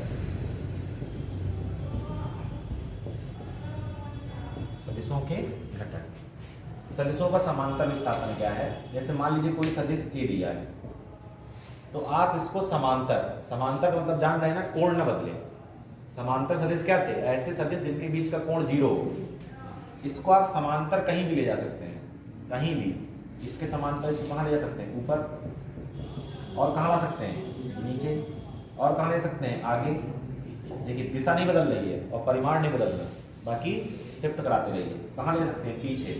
ऐसे आ जाएगा, ठीक, कहीं भी। जैसे मान लीजिए कोई सदिश ऐसे दिया है, समांतर, बगल में ले आए, या ऊपर ले गए, या नीचे ले गए। देखिए तीर की दिशा एक ही तरफ रहेगी, या इधर ले आए। तो समांतर आप इसको कहीं भी विस्थापित कर सकते हैं। इसका यूज क्या है? देखिए सदिशों के बीच का कोण, इसका नियम ये है कि या तो हेड से हेड के बीच, और या तो टेल से टेल के बीच। टेल से हेड, टेल समझ रहे हैं ना? जैसे मान लीजिए कि इस तरह दिया है आपको, ये सदिश ए है और ये सदिश बी है, और कह रहा है कि ये कोण 60 है। तो पूछ रहा है बताइए ए और बी के बीच में कोण कितना है? 60 नहीं है यार। या तो हेड से हेड के बीच में कोण बने, या तो टेल से टेल के बीच में बने, तभी उसको कोण माना जाएगा। देखो यहाँ पे इसकी टेल है, इसका हेड है, यानी कि अभी ये सही नहीं है। किसका यूज करेंगे? इसका। इस बी वाले को जरा खिसका लो आगे, जब आगे खिसकाएंगे तो ये ऐसे पहुंच जाएगा, पहुंच जाएगा। अब देखो ये इसकी टेल है और ये ए की टेल है, मतलब हमें ये कोण निकालना है। पूरा कोण कितना होगा? 60 ये ले गया तो कितना बचा? यानी कि एक्चुअल में कोण कितना है? 120। कोण कैसे देखेंगे? या तो हेड से हेड, कोई जरूरी नहीं, आप इसको नीचे ले आते तो ये हेड से हेड का हो जाता, तब भी कितना आता? 120 ही आता। जैसे दूसरा देख लीजिए, इस तरह दिया है ए और इस तरह दिया है बी। मान लीजिए ये कोण कितना दिया है? 45। तो ये इनके बीच का कोण 45 तो है नहीं। अब चाहे बी को आगे बढ़ा लो और चाहे ए को पीछे बढ़ा लो, तो चलो इस बार ए को पीछे बढ़ा लेते हैं, तो ये ऐसे हो जाएगा, हो जाएगा। अब तुम्हें ये कोण निकालना है, पूरा 180, 45 ये ले गया, कितना बचा? 135। ठीक। फिर सदिशों के घटक। ये रूल क्या कहता है कि अगर कोई सदिश दिया हो, किसी लाइन के साथ थीटा कोण बना रहा हो, तो जिस लाइन के साथ कोण बनाएगा वहां ए कॉस थीटा हो जाएगा और उसके लंबवत ए साइन थीटा हो जाएगा। ये नहीं रटना है कि हमेशा क्षैतिज में कॉस थीटा जाएगा, ऊर्ध्वाधर में साइन थीटा जाएगा। आपको केवल ये देखना है कि कोण कहाँ से बन रहा है। जैसे इस तरह अगर बना हो, तो मान लीजिए ये सदिश ए है और ये इस लाइन के साथ कितना कोण बना रहा है? थीटा। तो इस बार यहाँ जाएगा क्या? ए कॉस थीटा, और इसके लंबवत क्या जाएगा? ए साइन थीटा। दोनों घटक इस तरह करने हैं कि जिस वेक्टर के घटक किए हों वो बीच में रहे, उसको हवा में नहीं लटका देना। कि जैसे मान लीजिए इस तरह वेक्टर ए दिया है, आपने कहा अच्छा ये थीटा है, तो यहाँ कर देंगे कॉस थीटा। अच्छा, हमें बताया गया था कि कॉस थीटा की लंबवत साइन थीटा करना है, तो हमने ऐसे कर दिया, तो वो हवा में लटक गया। अरे यार 1 से 2 बनाओगे, जैसे इससे 2 बनाओगे तो एक इधर करोगे और एक इधर करोगे तो ये बीच में न रहेगा, ये तो हवा में नहीं लटक रहा है। इस चीज को थोड़ा ध्यान देंगे। साइन वाला, साइन थीटा वाला, कॉस थीटा वाला एक दूसरे के लंबवत होंगे, लेकिन इस तरह लंबवत होंगे कि जो वेक्टर है वो बीच में रहे। समझ रहे हैं कि नहीं समझ रहे हैं? हाँ, तो इस चीज़ को ध्यान दीजिएगा। अब देखिए, इस चीज़ को अगर हमको देखना हो कि क्या ये सही है कि नहीं, ये जो हमने किया है, हमने ए से क्या बनाया, दो चीज़ें बनाई, ए कॉस थीटा, ए साइन थीटा। तो अगर ए से ए कॉस थीटा और ए साइन थीटा बन सकते हैं, तो अगर ए कॉस थीटा और ए साइन थीटा को मिलाया जाए तो फिर से ए बन जाना चाहिए। अगर बन गया तो ठीक है, नहीं बना तो फिर गड़बड़ है। तो थोड़ी देर की ये मान लेते हैं कि ये ए से आपने बनाया इनको, तो ये दोनों क्या हो गए, गायब। ए क्या हो गया, गायब। ए को दो भागों में बांट लिया। अब हमें इन दोनों को लेके वापस से ए बनाना है, ठीक है। तो हमने देखा, अच्छा एक वेक्टर ये, एक वेक्टर ये, बीच का एंगल कितना है, 90। तो दो वेक्टर को ऐड करने के लिए क्या लगाते हैं, पैरेललोग्राम मेथड। क्या कहता है कि भैया r बराबर अंडर रूट पहले वेक्टर का square, A square plus B square. A square में क्या होगा, A square cos square theta, B में क्या होगा, A square sine square theta, और फिर क्या लिखते हैं 2, जरा देखना मैं लिखूँ नहीं रहा हूँ यहाँ, प्लस ये हो गया प्लस 2 ए कॉस थीटा ए साइन थीटा, और फिर कॉस उनके बीच का एंगल। तो जैसे ही कॉस 90 करेंगे तो 0 हो जाएगा, तो वो पूरा टर्म आगे का क्या जाएगा, 0। अरे एंगल 90 रखोगे तो कॉस 90 आएगा बाद में, कॉस 90 क्या हो जाएगा, 0। तो क्या बचेगा, केवल यही बचेगा। ए स्क्वायर कॉमन ले लीजिए, क्या बचा, sine square theta plus cos square theta. Sine ये कितना होता है, कितना आया, अंडर रूट ए स्क्वायर, बाहर कितना निकलेगा, ए। दोनों से मिलके फिर क्या बन गया, ए। इसका मतलब ये क्या है, सही है। इसके निम्न स्तर के मार्क करेंगे, क्या बताया जाए, नोट करो।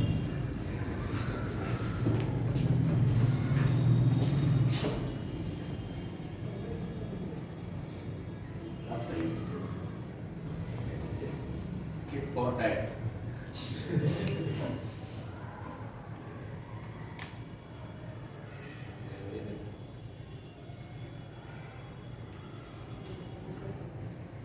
कितनी ये नुकसानदायक होती है, मालूम है कि नहीं। खासकर इस तरह के मार्कर की तो और ज़्यादा।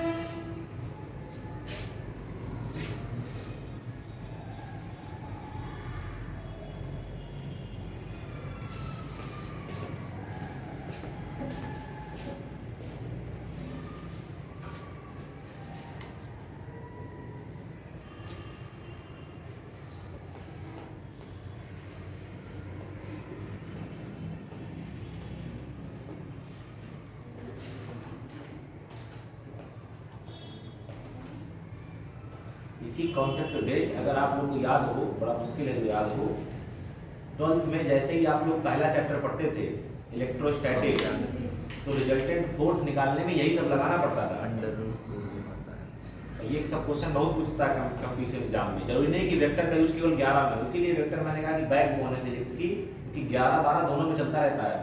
पूरी इलेक्ट्रिक फील्ड और पूरी मैग्नेटिक फील्ड किससे ब्रेक चलती है, वेक्टर पे।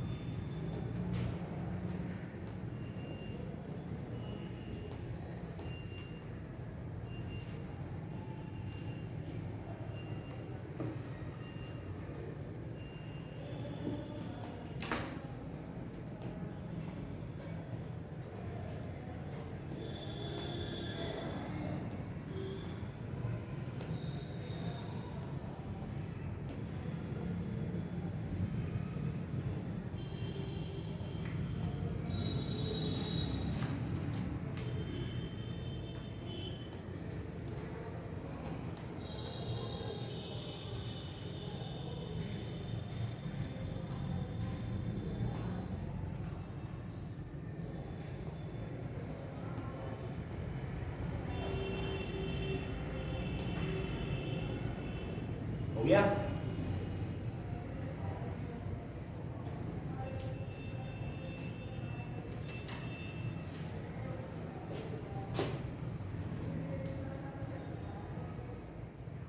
मिटाएं? पीछे कहाँ का बचा? उधर का?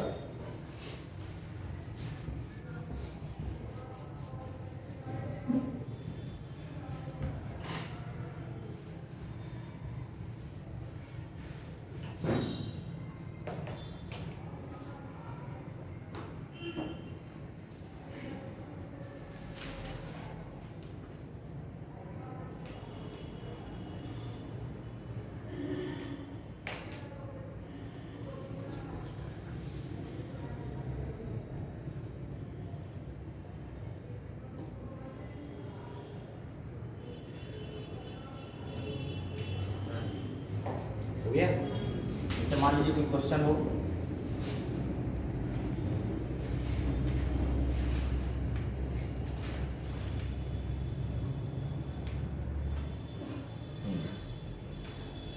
ये कोई पॉइंट है,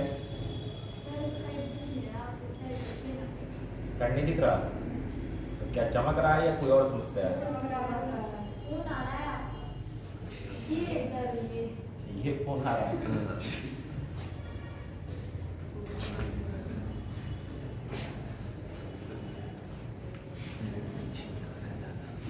ये मेरा फोन नहीं है, ये सरकारी फोन है।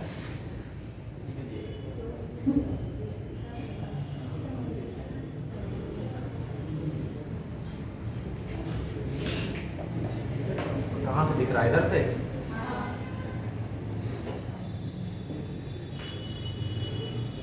चलिए,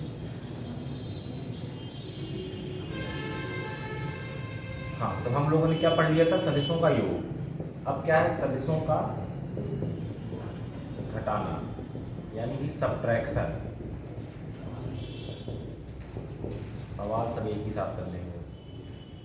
सदिशों का घटाना। अब देखिए, सैद्धांतिक रूप से, यानी कि कॉन्सेप्चुअली, यानी कि अब आया कौन मनोज तिवारी। सदिशों का घटाना, देखिए टेक्निकली क्या है?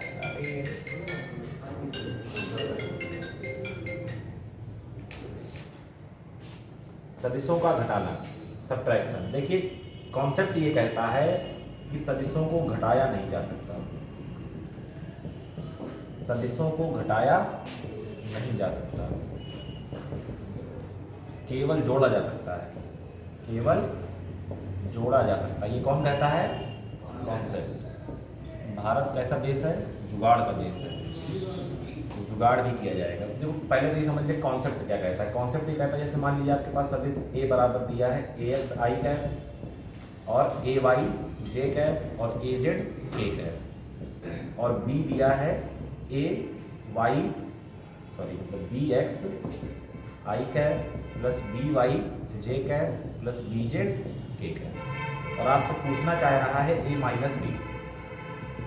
ठीक, तो नॉर्मली हम लोग क्या करेंगे? आई वाले में आई को घटाएंगे, जे वाले में ए घटाएंगे, के वाले में ए घटाएंगे, घटा दीजिए। ए एक्स माइनस बी एक्स आई कैप, ए वाई माइनस बी वाई जे कैप, और ए जेड माइनस बी जेड के कैप। ये आंसर बिल्कुल सही है, लेकिन फिजिक्स के अकॉर्डिंग ये गलत है। मतलब करना यही है, लेकिन फिजिक्स कहती है कि इसको दूसरे तरीके से करिए। फिजिक्स ये कहती है कि जिसको घटाना हो, जैसे किसको घटाना है? बी को। किसको घटाना है? बी को। इस बी का पहले एंटी पैरेलल वेक्टर निकालिए। एंटी पैरेलल वेक्टर मतलब प्रति समांतर वेक्टर, मतलब बी का निकालिए माइनस बी। जैसे बी अगर इस दिशा में हो तो आप निकालिए माइनस बी, यानी कि जो इस दिशा में हो। ठीक है, तो हमको पहले क्या निकालना है? माइनस का बी। तो माइनस का बी निकालेंगे तो जहां जहां यहाँ माइनस से क्या कर देंगे? मल्टीप्लाई। तो ये क्या हो जाएगा? माइनस का बी एक्स आई कैप, माइनस का बी वाई जे कैप, और माइनस का बी जेड के कैप। भाई इसे पूरे समीकरण में क्या कर दिया? माइनस से गुणा। अब फिजिक्स ये कहती है कि अब ए को पकड़िए और इसमें माइनस बी को जोड़िए। ए को पकड़िए और माइनस बी को जोड़िए। घटाना नहीं है, घटा तो सकते ही नहीं है, घटा नहीं सकते। क्या करना है? जोड़ना ही है। तो किसको जोड़े, जिसको घटाना था उसका माइनस लीजिए और फिर जोड़िए।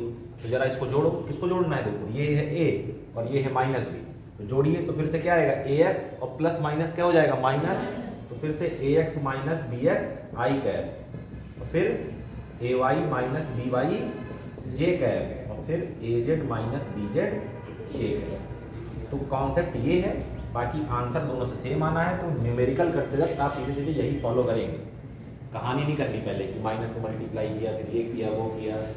अब जानना जरूरी है कि दो वेक्टर को कभी भी सब्ट्रैक्ट नहीं किया जा सकता। क्या कर सकते हैं, केवल और केवल ऐड, ठीक है। तो उसको करते कैसे हैं सब्ट्रैक्ट, पहले उस वेक्टर को जिसको घटाना हो उसका क्या निकालिए एंटी पैरेलल यानी कि माइनस, और फिर उस माइनस वाले को क्या कर दीजिए जोड़ दीजिए, तो अपने आप क्या हो जाएगा वो प्लस माइनस क्या हो जाएगा माइनस, तो अपने आप क्या आ जाएगा a माइनस बी। नोट करो।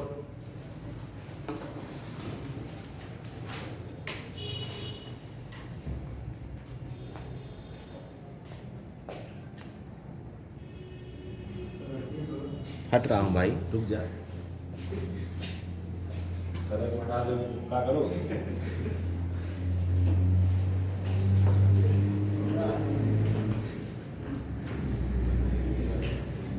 एक लड़का जो है यूपीएससी क्लास चलती है, पिछले साल मतलब पहले वाले बैच में आया, एकदम क्लास किया, फिर नीचे जाकर कह रहा है कि अब मैं पढ़ाऊंगा। तो कह रहे हैं तुम पढ़ने आए हो? नहीं, मेरा स्तर इन सबसे क्या है ऊंचा है, मैं पढ़ाऊंगा। समझ गए? चार पेज होते हैं, किधर एक इधर एक इधर एक इधर, यहाँ वाले जब ढीले हो जाते हैं तो फिर आदमी बहकी बहकी बातें करता है।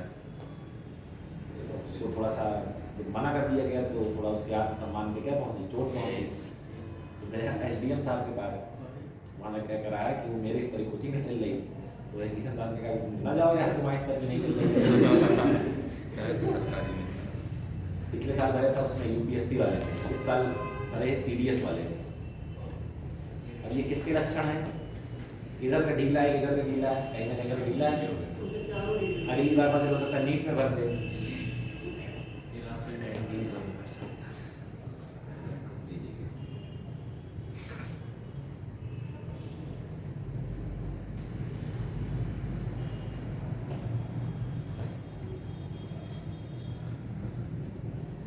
हो गया?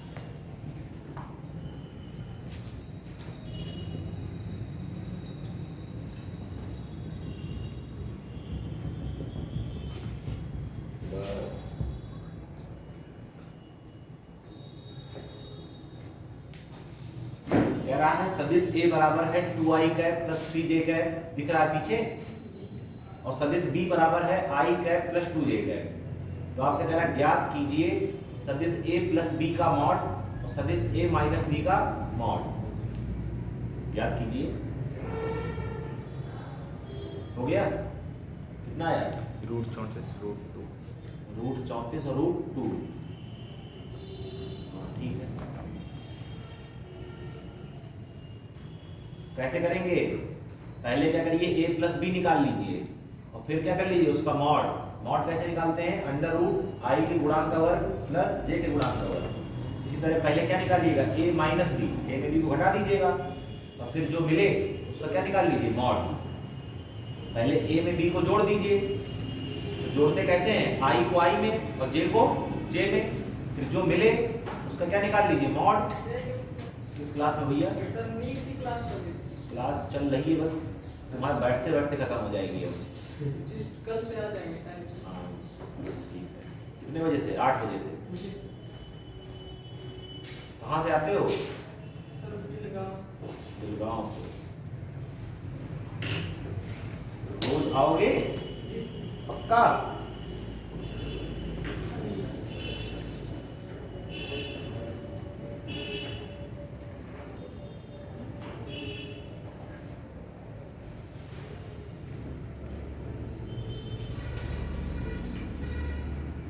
सबका आ गया आंसर?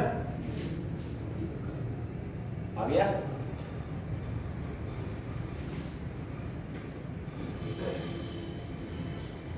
हाँ, अब ये बताएं ईमानदारी से कि जब आप लोगों ने परीक्षा के लिए फॉर्म भरा था, पढ़ने के लिए भरा था कि टैबलेट के लिए भरा था? टैबलेट पता नहीं था? तो अच्छी बात है। पिछली बार जो है ऐसा भगदड़ मची, जो आए सब टैबलेट कब मिलेगा, सब टैबलेट कब मिलेगा, क्लास करने ना आए तो स्कीम ही टैबलेट कब मिलेगा। एक दिन ग्रुप में मैसेज डाला हमने, सभी लोग आएंगे जिस दिन, अभी कौन है तुम लोग आए थे, याद है, बहुत भीड़ आ गई थी, सभी लोग आएंगे आज कभी के साथ टैबलेट बांटेंगे। लड़के आए, बढ़िया भर गया कमरा, कोई नहीं आया। अरे सर आपने बताइए, मेरा 200 रुपये किराया लग गया, चित्रकूट से आया, 100 रुपये बस का किराया आने का लगा के 100 रुपये जाने का लगा। ये पोजीशन है, मतलब वो जो 1000 रुपये का लैपटॉप दे देंगे कबाड़ छाप, 1 करोड़ लोगों को देना है, कैसे देंगे? कैसे तो देंगे? 22 लाख। तुमको एप्पल का दे थोड़ा दे देंगे टैबलेट जो है, उसके पीछे बेचारे परेशान हैं।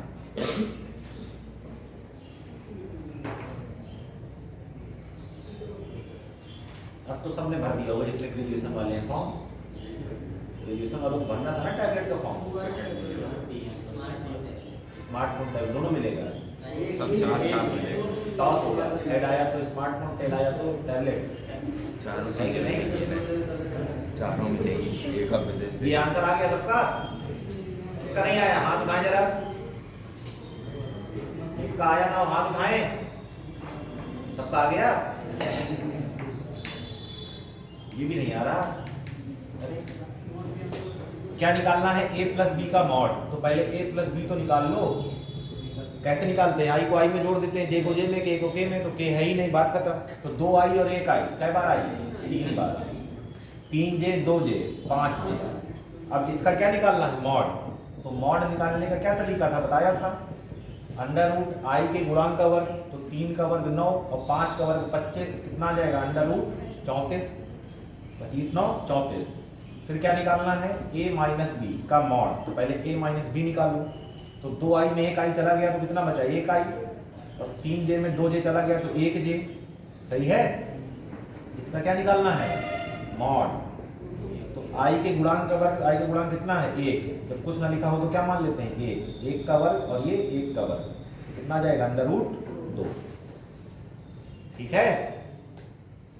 किताब ढूंढ ले हो जाके, ठीक है, ढूंढ ले हो गया। हाँ तुम लोग भी कमरे में रखी है।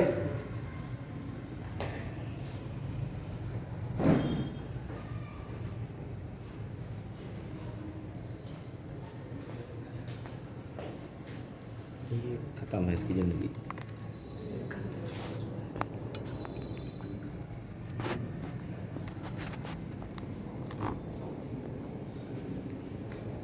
नोट कर लीजिए, इसके बाद मिलेंगे कल। कल 2 टॉपिक इंपॉर्टेंट पढ़ेंगे, सदिशों का गुणन, डॉट प्रोडक्ट और क्रॉस प्रोडक्ट, मतलब अदिश गुणन और सदिश गुणन। सुखबीर दिख रहे हो?